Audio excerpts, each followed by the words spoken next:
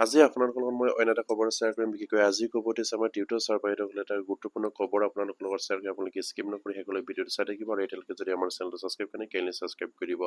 নিশ্চয় আপোনালোকে জ্ঞাত যে টিউটৰ ছাৰ বাইদেউসকলৰ বৰ্তমান এশৈ সমস্যাৰ জড়িত হৈ আছে। তেখেতসকলক সামান্য এটা ফাৰিটুকি প্ৰদান কৰি অসম চৰকাৰে তেখেতসকলক যি ধৰণে নিয়মে শিক্ষকে কৰ্মত নিয়োজিত হৈ কাম কৰিব লাগে, ঠিক তেনেকৈ তেখেতসকলকো সেই কৰ্মত নিয়োজিত ৰাখিছে। আৰু কিন্তু তেখেতসকলক আপোনাৰ শিক্ষকৰ নামৰ পৰা বঞ্চিত ৰাখি তেখেতসকলৰ শিক্ষক হিচাপে যি ধৰণৰ সা সুবিধা পাব লাগে, সেই সকলো সা সুবিধাৰ পৰা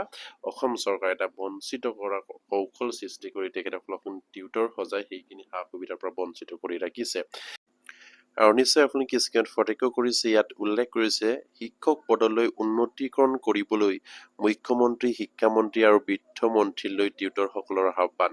আমাৰ মাননীয় মুখ্যমন্ত্ৰী, শিক্ষামন্ত্ৰী আৰু বিত্তমন্ত্ৰীক আমাৰ টিউটৰ ছাৰ বাইদেউসকলে আহ্বান জনাইছে যে তেখেতসকলক শিক্ষকসকলে আপগ্ৰেড কৰিব লাগে বুলি।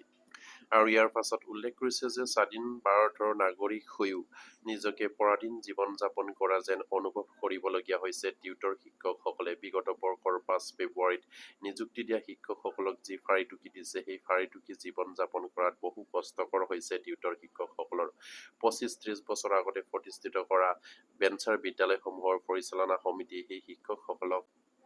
শিক্ষক হিচাপে নিযুক্তি দিছিল বুলি তেখেতসকলে ইয়াত উল্লেখ কৰিছে। প্ৰাপ্ত তথ্য অনুসৰি 1993-94 চনতে বিদ্যালয়সমূহ অসম চৰকাৰৰ পৰা বিদ্যালয় খোলাৰ অনুমতি পায় আৰু 2 বিদ্যালয়সমূহ 2005 চনত অসম চৰকাৰে স্বীকৃতি প্ৰদান কৰে।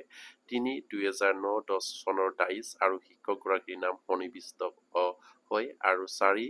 31/12/2010 তাৰিখৰ আগত শিক্ষানুষ্ঠানৰ শিক্ষকসকলে যোগদান কৰে। এই তথ্যবোৰৰ ওপৰত ভিত্তি কৰি জিলা পৰ্যায়ৰ নিৰীক্ষণৰ সমিতিয়ে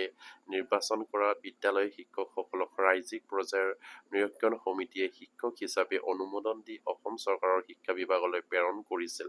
কিন্তু পৰিতাপৰ কথা, অসম চৰকাৰে শিক্ষা বিভাগে শিক্ষকসকলক 2011 চনৰ পৰা বলবৎ হোৱা NCTE গাইডলাইনৰ কিছু চৰ্ত বান্ধি শিক্ষকৰ ঠাইত অন্য দেশত নোহোৱা টিউটৰ সজালে। নিশ্চয়কৈ এটা গুৰুত্বপূৰ্ণ খবৰ আৰু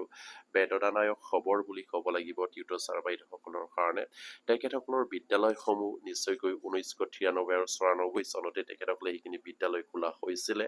আৰু সেয়ে তেখেতসকলে সেইখিনি অনুমতি পাইছিলে আপোনাৰ 2005 চনত আৰু স্বীকৃতি প্ৰদান কৰিছিলে আৰু 2009-10 তেখেতসকলৰ দায়িত্ব থাকিব লাগিব সেইখন স্কুলত আৰু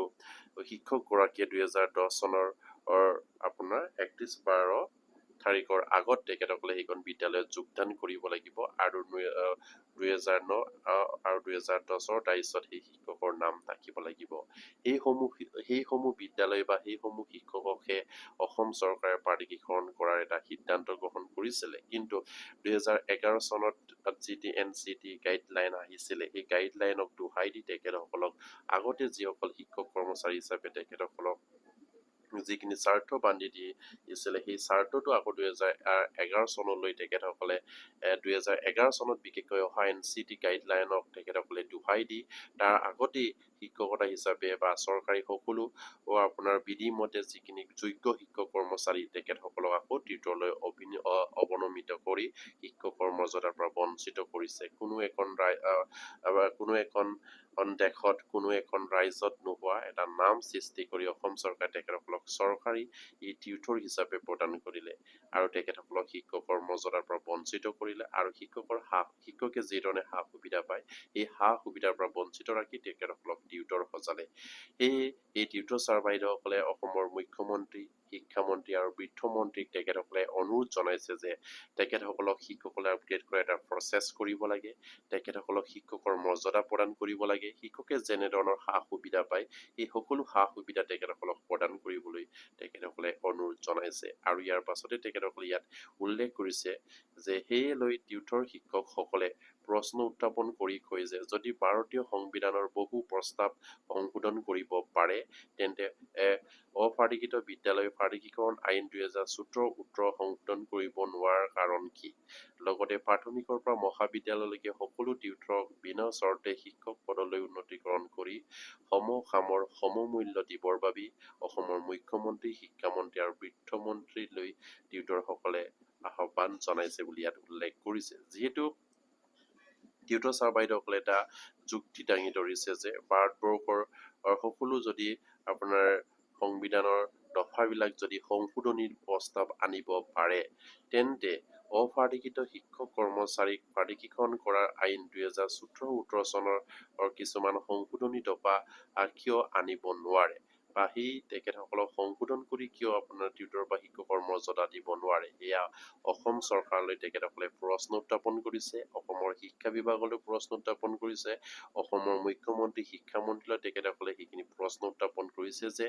যদি ভাৰতবৰ্ষৰ আইনখনি যদি এই কিছুমান দফা যদি সংশোধনী কৰিব বিচাৰে তেনেহলে এইখিনি প্ৰস্তাৱ যদি আনিব পাৰে তেনেহলে বেঞ্চাৰ স্কুলত জড়িত শিক্ষক কৰ্মচাৰীৰ উদ্ধাৰৰ হকে কিছুমান আন যিখিনি আইনত উল্লেখ আছে সেই আইনখন পুনৰ কিয় সংশোধন কৰিব নোৱাৰাৰ যুক্তি থাকিব পাৰে সেইখিনি তেখেতসকলে ইয়াত